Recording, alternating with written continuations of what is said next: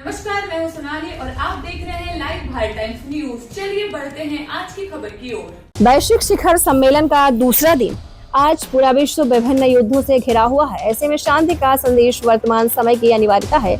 मुख्यमंत्री पुष्कर सिंह धामी। उत्तराखंड के मुख्यमंत्री पुष्कर सिंह धामी, केंद्रीय रेल राज्य मंत्री बिट्टू और सांसद रविकिशन रहे मौजूद।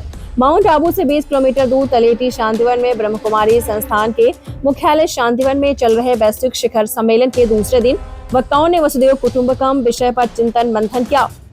सुबह के सत्र में मुख्य अतिथि उत्तराखंड के मुख्यमंत्री पुष्कर सिंह धामी ने कहा कि भारतीय जीवन दर्शन का सार है। वसुधैव कुटुंबकम आज पूरा विश्व विभिन्न युद्धों से घिरा हुआ है। लोग वास्तव में तृतीय विश्व युद्ध होने की आशंका भी प्रकट कर रहे हैं। आज हम भागदौड़ की जिंदगी में बहुत सारी चीजें भूलते चले जा रहे हैं। आध्यात्मिक चिंतन से जीवन में आता है सकारात्मक बदलाव। सीएम धामी ने कहा कि जैसे नई टेक्नोलॉजी हमें भौतिक सुख प्रदान करती है, वैसे ही आध्यात्मिकता हमें आंतरिक सुख प्रदान करती है।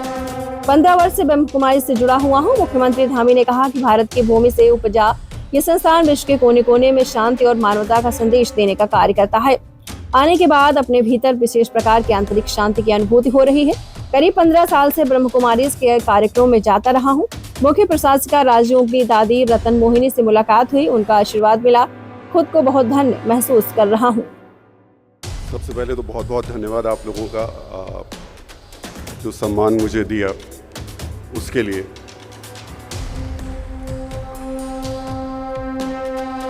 मैं सोचकर तो नहीं आया था कि कुछ बात करनी है या कुछ बोलना है, लेकिन यहाँ आकर के सच बोलूँ तो कुछ बोलने का मन नहीं कर रहा है। और इसलिए नहीं कर रहा है क्योंकि पिछले 26-27 साल से, जब से इस क्षेत्र में हूँ पत्रकारिता के, काम ही हम लोगों का बोलते रहने का है। लेकिन यहाँ आकर के जो सुकून और जो शांति मिल रही है,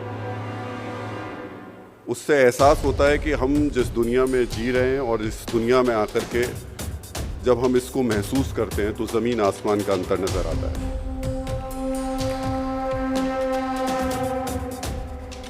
मैंने शुरू से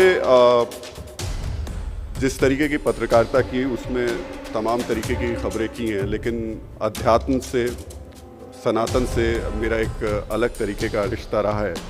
और पत्रकारिता के ज़रिए भी मैंने कोशिश की। 2008 में मैं श्रीलंका गया था और भगवान राम से जुड़े जो कुछ सबूत दिखे थे उनको लेकर के यहाँ आया था। तो जब जब मैं सनातन और अध्यात्म के करीब पहुँचता हूँ तो मुझे एक नई ऊर्जा मिलती है। वो ऊर्जा आज फिर से मुझे मिल रही है। आप लोग जो काम कर रहे हैं, ब्रह्म कुमारी की तरफ से जो काम किया जा रहा है, निश्चित तौर पर समाज के लिए बहुत आवश्यक, बहुत ज़रूरी है। और ख़ासतौर से जो नशा मुक्ति को लेकर के अभियान चलाया जा रहा है, आज की नौजवान पीढ़ी को उससे दूर करना एक तरीके का एक यज्ञ है। और इसमें जो आप आहुति दे रहे हैं वो देश के लिए बहुत बहुत महत्वपूर्ण